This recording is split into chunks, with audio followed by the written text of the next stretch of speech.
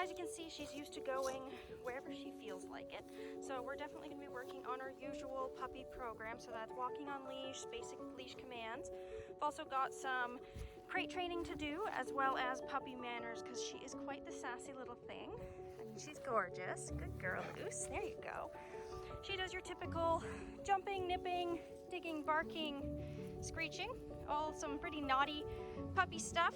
And the family has a toddler, so we're going to be working on a lot of calm behaviors. Come on, sweetheart, let's go. Come on, come on, come on, good girl. So, lots to work on with the lovely and gorgeous Miss Lucy, the 5-month-old golden Aussie. So stay tuned and we'll be back.